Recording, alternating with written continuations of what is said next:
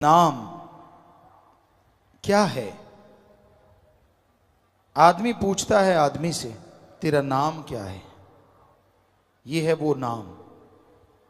आपकी कोई पहचान नहीं अगर आपका नाम नहीं। आदमी आदमी आदमी आदमी, इतने आदमी हैं, कैसे पहचान होगी? तो नाम से पहचान है। ये फलां कुमार है, फलां सिंह है, फलां है, फलां है। नाम लेंगे आप झट से खड़े हो जाएंगे। उसी तरह जिसने सारी सृष्टि को बनाया है, सारी खलकत को बनाया है, देव महादेव को बनाया है, ब्रह्मा विष्णु महेश को बनाया है, सारी सृष्टि को बनाया है और अपना नूर आत्मा देके सबको जिंदा कर दिखाया है, उसका भी कोई नाम है। उसको नाम से बुलाया जाता है। भगवान, गॉड तो सभी को कहा जाता है। जो देव फरिश्ते हैं उनको भगवान कहा जाता है। जैसे आदमी आदमी, वैसे भगवान भगवान बहुत सारे हैं। भगवान कहने से कैसे आएगा कोई? उनकी अलग पहचान है। हर किसी का कोई ना कोई मूल मंत्र है। विष्णु जी है, ब्रह्मा जी है, शिव है, सभी के मूल मंत्र है। तो उसी तरह जिसने सारी सृष्टि को बनाया है, जो मुक्ति का दाता है, सच्चा मोक्ष दे सकता है, यानी जीते जी गम दुख दर्द चिंता परेशानियों से मुक्ति और मरणोपरांत आवागमन जन्म मरण से मुक्ति, ऐसा जो ताकत है उसका भी एक नाम है। वो मूल मंत्र है जो कि सत्संग के बाद पीर फकीर मालिक के हुक्म से दिया करते हैं। वो उसका नाम है। वो आदमी का नाम नहीं, देव फरिश्ते का नाम नहीं। उस नाम से जब उसे पुकारते हैं तो वो चला आता है। सच्चे दिल से, भावना से उसको बुलाएं। क्योंकि बहुत सारे पर्दे हैं। आदमी कहता है कि वो तो कण कण में, जर्रे जर्रे में, सारे धर्मों में लिखा है, उसको आवाज देने की क्या जरूरत है? वो तो हमारे अंदर है, हर जगह है। बिल्कुल वो आपके अंदर है, हर जगह है। लेकिन आपकी आत्मा ऐसे पर्दों से जो सूक्ष्म है लेकिन बड़े जबरदस्त हैं, उनमें कैद होकर रह गई है। काम वासना, क्रोध, लोभ, मोह, अहंकार, मन, माया, ये 7 पर्दे ऐसे जबरदस्त हैं, या यूं कह लें 7 दीवारें हैं जिसमें आत्मा कैद हो गई। भगवान पास बैठा है लेकिन वो पर्दों की वजह से वो नजर नहीं आ रहा। आवाज देते हो, उन पर्दों से बाहर नहीं जाती। तो जब आप गुरु मंत्र, वो नाम ले लेंगे, उसको बाय नेम पुकारेंगे, तो ये पर्दे धीरे धीरे गिरते जाएंगे, टूटते जाएंगे। कई लोग कहते हैं मैं सच्चे दिल से उसका नाम पुकारा, फिर वो बोला क्यों नहीं? ऐसा नहीं। आपके वो 7 पर्दे टूटने में देर है, फिर तो आपको बस जरा सा पुकारने की जरूरत पड़ेगी, यानी सेकंड के 100वें हिस्से में वो सुन लेगा। इतना जबरदस्त है वो मालिक।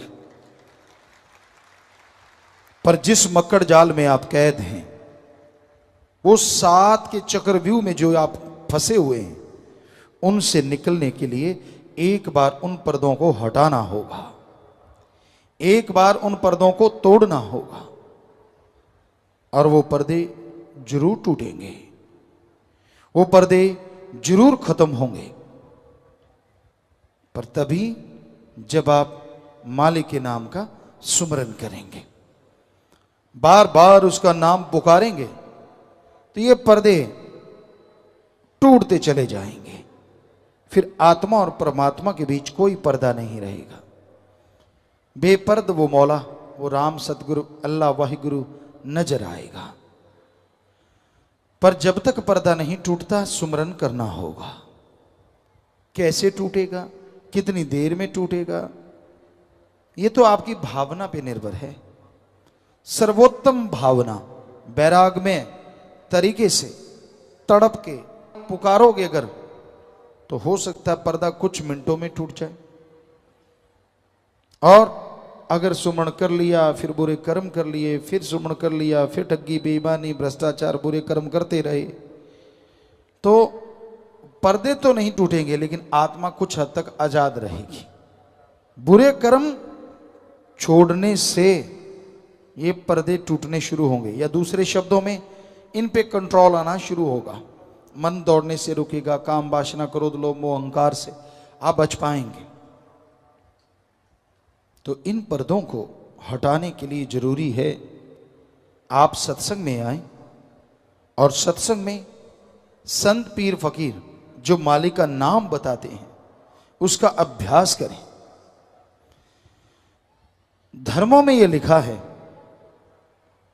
आदमी का पहला काम, पहला कर्तव्य, पहला फर्ज ओम हरि अल्लाह वाहिगुरु गॉड खुदा रब की भक्ति इबादत करना है, उसका नाम लेना है, उसके नाम का जाप करना है। ये आदमी का पहला कर्तव्य है, पहला फर्ज है। इसलिए आप मालिक के नाम का सुमरन किया करें। अब आप निगाह मार के देखिए कितने के लोग हैं जो नियमानुसार मालिक का नाम लेते हैं। आप निगाह मारेंगे तो पता चलेगा बहुत कम लोग मिलेंगे जो नियमानुसार परमात्मा का नाम लेते हैं। कहते जी टाइम नहीं मिलता। आपके पास खाने का टाइम है, पीने का टाइम है, घर परिवार बनाने का टाइम है, धन दौलत जमीन जायदाद के लिए ठगी कैसे मारूं, बेईमानी कैसे करूं, रिश्वत कैसे लूं, दूसरे की जेब कैसे काटूं, दूसरे का सामान कैसे दबाऊं, दूसरे की मजबूरी का फायदा कैसे उठाऊं, किसी को ब्लैकमेल कैसे करूं। सारी प्लानिंग के लिए टाइम है। टाइम नहीं है तो ओम हरि अल्लाह वाहिगुरु का नाम लेने के लिए क्यों नहीं है टाइम? ये सब आपके बहाने हैं। टाइम है, ये आपका भ्रम है जो आपने बना रखा है, या यूं कहीं ये मन का जवाब है जो आपने तैयार कर रखा है। मेरे पास तो टाइम नहीं है। सब झूठ, 100% झूठ। सबके पास टाइम है। भगवान का नाम कोई रस्साकसी तो है नहीं जिसके लिए प्रैक्टिस करनी पड़ेगी। भगवान का नाम तो कोई गेम तो है नहीं जिसके लिए पहले अभ्यास करना पड़ेगा। सीधा नाम लिया और जुबान से शुरू हो गए, बस। ना प्रैक्टिस की जरूरत है, ना कोई पहले शरीर बनाने की जरूरत है, ना घर परिवार छोड़ने की जरूरत है। आप जीभा से, ख्यालों से मालिक का नाम ले सकते हैं। फिर टाइम का क्या चक्कर है? सफर कर रहे हैं, गाड़ी में बैठे हैं, गाड़ी चलती जाएगी और जीभा राम के नाम में लगी रहे। हाथ कारबल और ध्यान रब यारवल, आसान सा काम है। आप काम धंधा हाथों से पैरों से करते रहिए और जीभा से ख्यालों से मालिक का नाम लेते रहिए, कोई दिक्कत ही नहीं है। तो भाई उस प्रभु के नाम से सब डरते हैं। हम जब छोटे होते थे, कोई काग आके बैठ जाता था, कौआ, तो उसको परिवार वाले या जो भी भाई लोग होते थे तीर तीर तीर करते और वो भाग जाता था। तो राम नाम से तो लोग ऐसे डरते हैं जैसे तीर से कौआ डरता है। पता नहीं चक्कर क्या है, राम नाम वालों से इतनी क्यों जलन है, क्यों दर्द है। राम नाम किसी का कुछ बिगाड़ता नहीं, राम नाम तो संवारता ही संवारता है, भले काम करवाता ही करवाता है। तो राम नाम से जुड़ो, मालिक की भक्ति इबादत करो। हर इंसान अपनी मर्जी का मालिक है। पशु को सांकल डाल के खूंटे पे बांधा जा सकता है, अरे कोई आदमी को मजबूर कर दे, ये कैसे संभव हो सकता है? हाँ, जानवरों को मजबूर किया जाता है, उनको संकल बांध लिया, रासा बांध लिया, कुछ भी कर दो। तो ये बड़ी अजीबोगरीब बातें इस संसार में हो रही हैं। लेकिन मालिक के प्यारों के, वो कहते हैं ना, सोना जब आग में से गुजरता है तो उसकी मैल जलती है, वो नहीं जलता, वो और सुनहरी हो जाता है। ऐसे ही भक्तजन होते हैं जो मालिक से प्यार करते हैं, अपने सदगुरु अल्लाह राम से प्यार करते हैं। वो उनको लाख कोई बुरा कहे, लाख गलत कहे, वो उन बुराइयों में से होके, क्योंकि बुरा करने वाले, बुरा बोलने वाले उनकी मैल धो देते हैं और वो और पवित्र होके और आबा से आगे बढ़ते हैं और चेहरे पे नूर लेके आते हैं, अंदर बाहर सरूर लेके आते हैं। तो ये राम नाम का असर है। जो मालिक का नाम जपेगा, मालिक की भक्ति इबादत करेगा, वो ही मालिक की तमाम खुशियां हासिल किया करेंगे। जो मालिक का नाम नहीं जपते, क्योंकि धर्म तो सभी ने अपना रखा है। हम इतनी जगह गए हैं, हमें आदमी कोई नहीं मिला। आप सोचते होंगे आदमी तो हैं सारे, नहीं नहीं नहीं, हमारा कहने का मतलब सिर्फ आदमी नहीं मिला, हर आदमी के साथ किसी ना किसी धर्म का नाम जुड़ा हुआ मिला। क्या आपको कभी अकेला आदमी मिला? किधर मिला हो तो बताइए। नहीं मिला, क्योंकि हर इंसान के साथ धर्म जुड़ा है। तो फिर ये बताइए, किस धर्म में लिखा है कि अल्लाह वाहिगुरु राम का नाम नहीं जपना? बताओ किस धर्म में लिखा है? सब धर्मों के पहले शब्द हैं ओम, हरि, अल्लाह, वाहिगुरु, गॉड, खुदा, रब का नाम जपो। ये आपका पहला फर्ज है, पहला कर्तव्य है, पहला एम है, पहला लक्ष्य है। हर धर्म में ये लिखा है। और फिर भी जो मालिक का नाम नहीं जपते, कहते हैं जी हम धर्म को मानते हैं, हमारा फलां धर्म है। कैसे माने कि उनका वो धर्म है? वो तो सिर्फ दिखावा कर रहे हैं। अगर वाकई में आप धर्म से जुड़े हैं तो धर्म पे अमल करना भी सीखिए, धर्म को मान के देखिए। अगर धर्म को मानोगे, जो धर्म में लिखा है आपको ना मिले तो हम आपको गारंटी देते हैं, धर्मों में जो लिखा सही लिखा है, सब मिलेगा। पर धर्मों पे अमल करने से, सिर्फ बातें करने से, दिखावा करने से कुछ हासिल होने वाला नहीं है। जैसे एक बाप है और उसके दो बेटे हैं।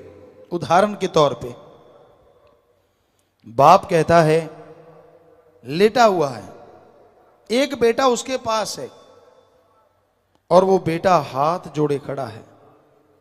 क्या कहता है? बड़ा श्रद्धा, बड़ी भावना, हे पिताजी मैं आपसे बहुत प्यार करता हूं, हे पापा, हे बापू मैं आपसे बहुत मोहब्बत करता हूं। बाप कहता है ठीक है पानी पिला। वो बच्चा हिलता नहीं, नहीं पिताजी मैं तो आपसे बहुत प्यार करता हूं, मैं आपके बिना जिंदा नहीं रह सकता। बाप कहता है अरे पानी चाहिए, नहीं हिलता। पिताजी मैं तो बहुत प्यार करता हूं, मैं तो आपसे बहुत मोहब्बत करता हूं, आपके बिना जी नहीं सकता। बाप फिर चिल्लाता है मुझे पानी चाहिए। दूसरा बेटा बाहर गया होता है, उसको वहां आवाज सुनती है, वो दौड़ा चला आता हांफता हुआ, पानी का गिलास भरता है, अपने बाप को देता है, पांव के हाथ लगाता है, चला जाता है। अब आप बताइए, आप बाप हैं, दोनों में से आपको किस पे ज्यादा प्यार आया? उस पे जो हाथ जोड़ के श्रद्धा से कह रहा है आप मेरे बड़े प्यारे हो, मैं आपके बिना जी नहीं सकता, या उस पे जिसने दूर से आपकी आवाज सुनी और आपको पानी पिलाया, पांव के हाथ लगाई, चला गया, बोला कुछ भी नहीं? तो सीधी बात है उस पे जिसने पानी पिलाया। तो ऐसे हैं धर्म। धर्म को लोग, आप धर्म तो धर्म है जी, वाह जी वाह, माथा टेक लिया, सिर झुका दिया, कपड़े पहन लिए। ये है वो बेटा जो पास खड़ा कहता है मैं तेरे से बहुत प्यार करता हूं, मैं तेरे पे आशिक हूं, मैं तेरा फला हूं। अब एक बेटा ये सब अड़ंग बड़ंग नहीं करता, लेकिन धर्म की बात सुनी और सुन के अमल करना शुरू कर देता है। तो बताइए धर्म बनाने वाले और भगवान किस पे खुश होगा? जिसने सुन के अमल करना शुरू कर दिया, क्योंकि उन्होंने लिखा इसलिए कि लोग अमल करना शुरू करें और जिंदगी में खुशियों से माला माल हो जाएं। तो भाई धर्म को अगर कोई मान ले तो दुख नहीं आते। दिखावा ना करो, ढोंग पखंड ना करो। दिखावा करने से धर्मों में लिखा रहमो करम, दया, कृपा, दृष्टि नहीं मिलेगी। अगर आप कृपा दृष्टि के पात्र बनना चाहते हैं, अगर आप प्रभु के नाम के काबिल बनना चाहते हैं, तमाम खुशियां हासिल करना चाहते हैं, तो आप प्रभु के नाम का जाप किया करो। दिखावे की जरूरत नहीं है। जैसे मर्जी कपड़े पहनो, अरे जंगलों में नंगे रहने वालों को भी भगवान मिल जाता है। कपड़ों से उसको कोई लेना देना नहीं।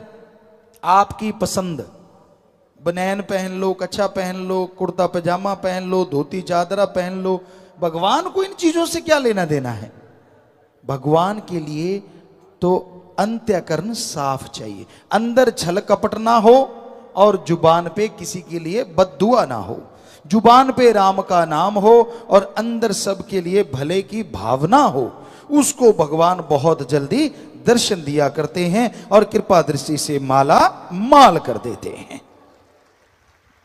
जो मर्जी कपड़े पहनो, जैसा मर्जी पहनावा रखो, हाँ समाज हमारी जो संस्कृति है उसको ध्यान में जरूर रखो, बस इतना ख्याल रखो। मानस जन्म पाके व्यर्थ ही खोया, काम किया खाया फिर रात को सोया, हो गर्भ में इकरार किया नाम को बिसार दिया। मानस जन्म, सर्वोत्तम शरीर। किस लिए सर्वोत्तम? खाना पीना, बाल बच्चे पैदा करना, घर परिवार बना लेना, ये तो पशु भी करते हैं। फिर किस लिए सर्वोत्तम? साइंस के नए नए साधन, पंखे हैं, कूलर हैं, एसी है, माइक्रोफोन है, और नेट मीटिंग आजकल कहीं बैठे कहीं के कहीं दिख रहे हैं, बातें कर रहे हैं, रॉकेट है, हवाई जहाज है, कुछ क्या से क्या बन गया। कहते शायद इसलिए सर्वश्रेष्ठ आदमी को कहा संतों ने। नहीं नहीं, साइंस में सुख सुविधा इतनी बना दी, खात्मा भी तो साइंस ने तैयार कर रखा है। आज देखो तो हाइड्रोजन, एटम, परमाणु, अणु और पता नहीं कौन कौन से बम बनाए जा रहे हैं। प्यारी सासंग जी, जिनको मालूम नहीं होता, पढ़े लिखे तो सब जानते हैं, पर कई गांव से आते हैं, देहात से आते हैं, उनको पता ही नहीं होता एटम परमाणु क्या भला है। वो जब बम छोड़ देते हैं तो मान लीजिए कोई ऐसा बम छोड़ दिया तो 100 किलोमीटर तक, कहीं भी बम फेंका उसके 100 किलोमीटर तक या 50 किलोमीटर तक जो हवा है वो आग से भी कई गुना बढ़ के गर्म हो जाती है, और जो चीज भी उसमें आती, ईंटें हैं, पत्थर हैं, सब कुछ पिघल के पानी बन जाता है। आदमी की तो बिसात क्या, कहाँ बचेगा? कुछ भी नहीं बचता, इतनी ज्यादा गर्मी हो जाती। ऐसा बम है वो, इतने लाखों करोड़ों को मार देता है, और उससे भी बड़े बड़े बन गए हैं। हाइड्रोजन है, अणु है, पता नहीं कौन कौन से बनाए जा रहे हैं। तो क्या इसलिए संतों ने कहा कि भाई तू साइंस में ऐसा कुछ करेगा, तू सर्वश्रेष्ठ है? नहीं नहीं, सिर्फ एक ही कारण है। ऐसा तो पशु आगे हैं अगर ऐसा देखा जाए। कारण वो ये है कि आदमी के शरीर में रह के जीवात्मा प्रभु अल्लाह वाहिगुरु राम का नाम लेके मालिक को पा सकती है। इस मृत्यु लोक में भगवान को पाया जा सकता है, भगवान के दर्शन हो सकते हैं, तो वो सिर्फ और सिर्फ मनुष्य को, पशु पक्षी परिंदे ऐसा नहीं कर सकते।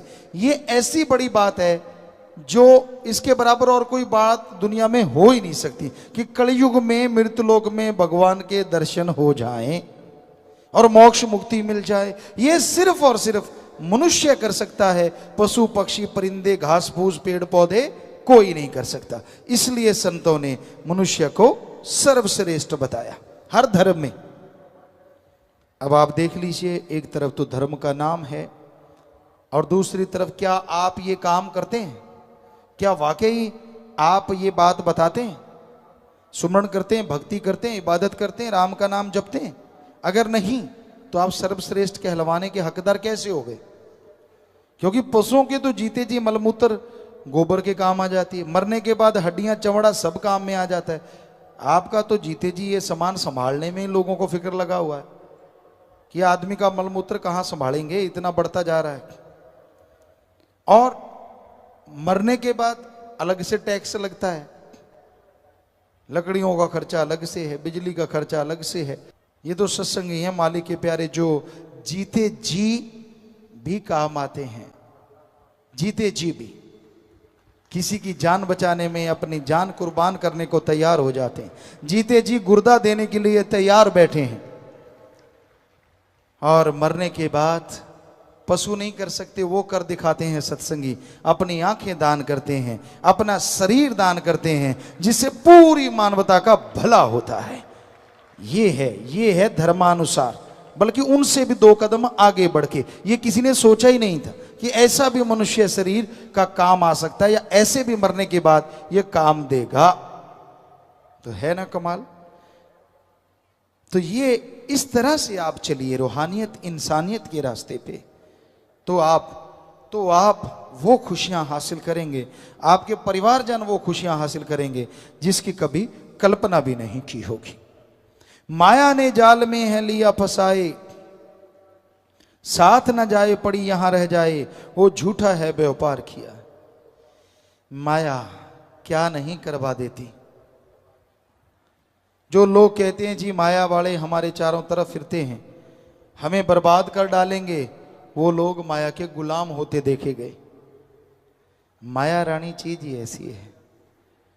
ऐसे थोड़ा सी झलक दिखा दो, बात करते करते लोग कह देते हैं रुको जी हम थोड़ी देर के बाद आएंगे। माया रानी चीज ही ऐसी है कि कहीं कुछ गलती ना निकाल दे, अच्छा पैसा लिया है सारा डूब ही ना जाए।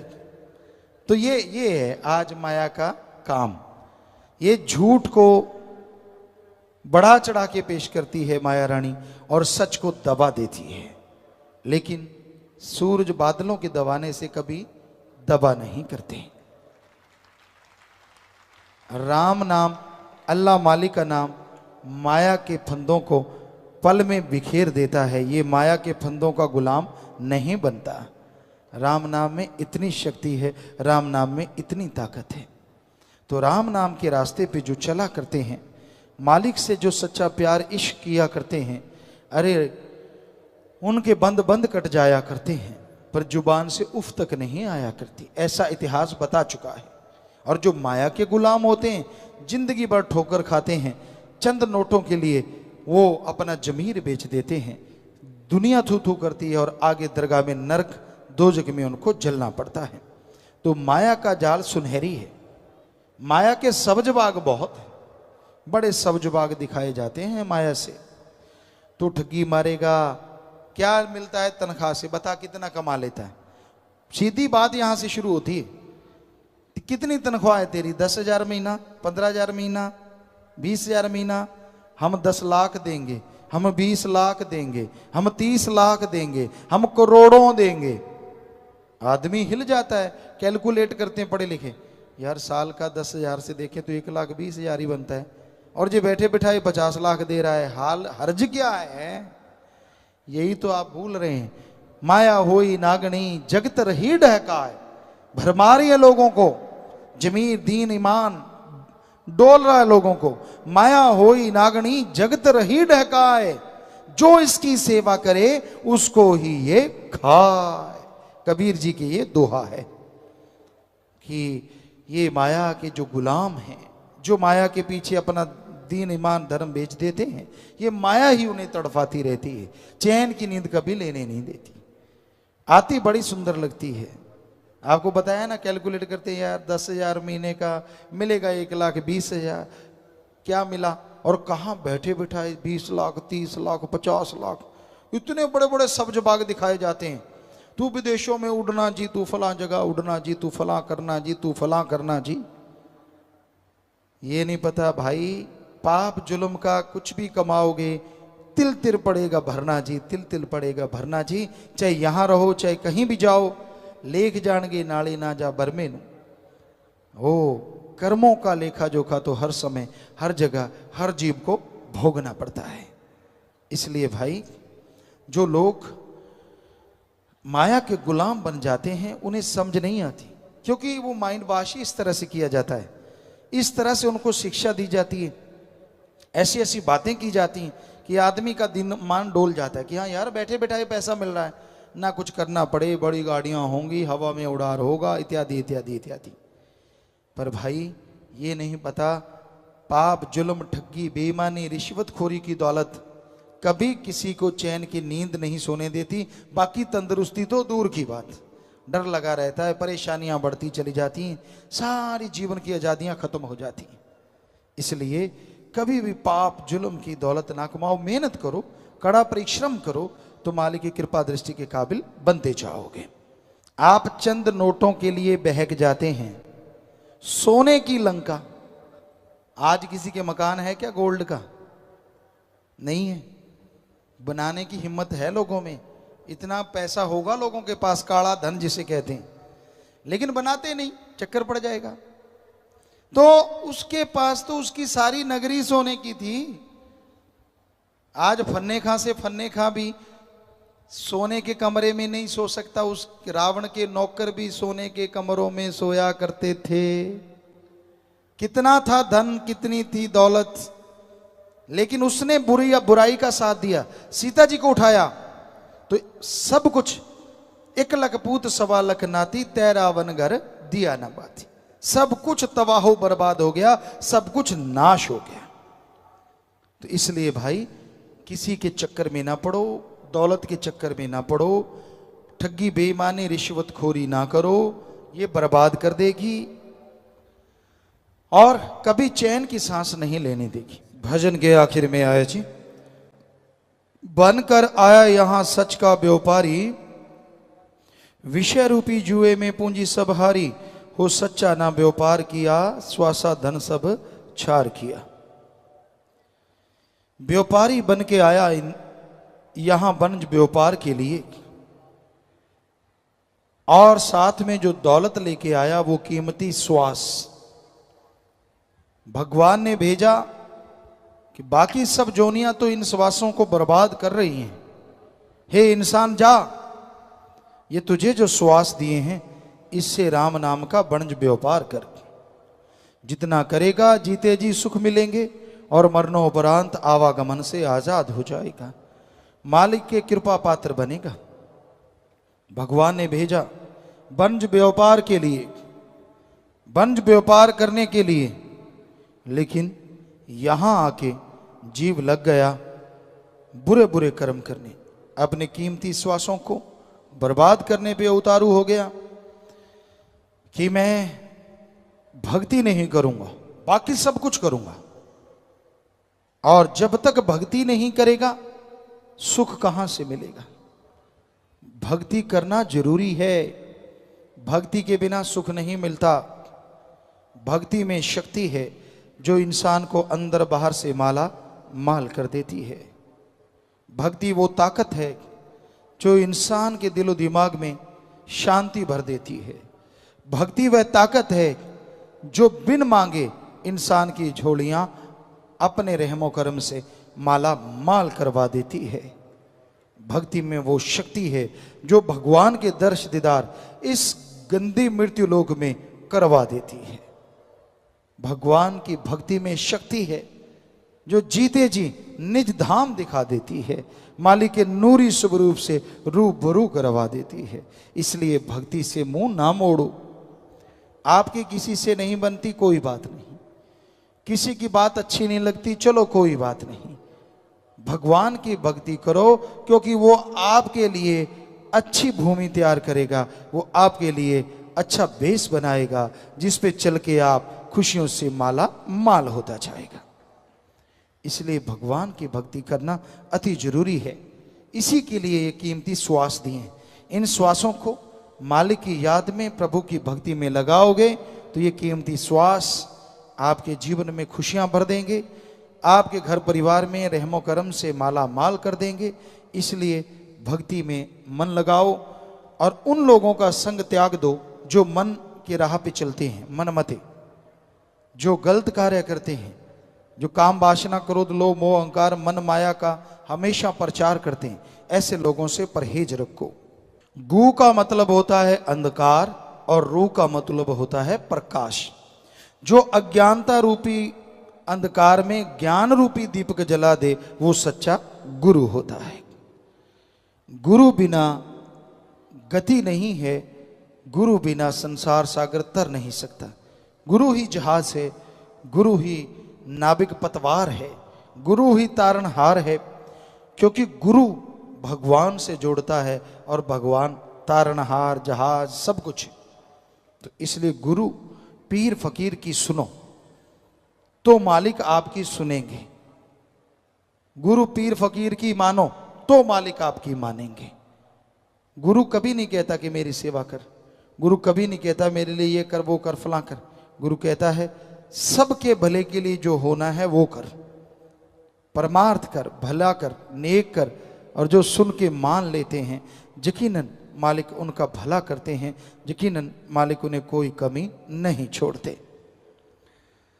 तो गुरु के बिना संसार में कोई ऐसा पवित्र ग्रंथ नहीं, कोई आम ग्रंथ नहीं जो लिखा गया हो। टीचर, मास्टर, उस्ताद, गुरु ही पवित्र ग्रंथों को लिखने वाले। साइंस में भी वो गुरु उस्ताद जिन्होंने अच्छे अच्छे ग्रंथ लिखे, जिनको पढ़ के विद्यार्थी आगे तरक्की करते हैं, डॉक्टर बनते हैं, इंजीनियर बनते हैं या कुछ भी ऑफिसर बनते हैं, उनको भी लिखने वाले गुरु हैं। कोई भी आज तक ऐसा पवित्र ग्रंथ नहीं है जो सीधा आसमान से भगवान ने दिया, लो आदमी तू पकड़ ले और ये तेरा। भगवान ने भी अगर अपने शब्द लिखवाए तो वो गुरु के द्वारा आदमी के जरिए ही लिखवाए हैं। कोई भी ऐसा हो तो हमें बताएं, हम चैलेंज करते हैं, ऐसा कोई भी नहीं। तो हर धर्म में लिखा है गुरु की जरूरत थी, है और हमेशा रहेगी, उसके बिना पार उतारा नहीं होता। तो यही बेपरवाह सच्चे मुर्शिद कामिल ने फरमाया, कहें शास्त्र नाम जी सुन अमल कमाले, जब कर नाम पीछा काल से छुड़ा ले। तेरे को जो भी बीमारियां हैं तन की, मन की, इनका मुकम्मल इलाज प्रभु के नाम से संभव है। यहां डॉक्टर जवाब दे देते हैं राम नाम वहां पल में बीमारों को तंदुरुस्त कर देता है। पर यह है आपकी भावना, आपकी श्रद्धा। सच्ची श्रद्धा से, सच्ची भावना से अगर मालिक का नाम जपोगे तो यकीनन आपकी परेशानियां, बीमारियां दूर होती चली जाएंगी। अगर आप दिखावा करोगे, ढोंग ढकोसला करोगे, सिर्फ दिखावे के लिए कि मैं सुमन करता हूं, भक्त हूं, तो भाई फिर दिखावा कभी कोई खुशी नहीं दिला सकता। इसलिए भावना से, सच्चे दिल से आप मालिक का नाम जपो, सेवा करो तो मालिक की कृपा के काबिल बन सकते हैं। संत तो सबके भले के लिए प्रार्थना करते हैं, कभी किसी का बुरा नहीं करते। तरुवर फल नहीं खाते है, सरोवर पीवन नीर, परमार्थ के कारणे संतन भयो शरीर। तरुवर पेड़ कभी अपने फलों को आप नहीं खाता, समुद्र अपने पानी को आप नहीं पिया करता, बल्कि वो परमार्थ के लिए होता है, दूसरों के भले के लिए। संत पीर फकीर भी ऐसे ही संसार में सबके भले के लिए आते हैं, वो कभी किसी का बुरा नहीं करते। सवाल पैदा नहीं होता, कभी किसी का सोचते भी नहीं, करना तो दूर की बातें होती हैं। तो बेपरवाह जी यही फरमाते हैं, यही शिक्षा देते हैं कि राम का नाम जपो, भक्ति इबादत करो, ताकि बुराइयां अंदर से निकल जाएं और मालिक की कृपा दृश्य के काबिल आप बनते चले जाएं।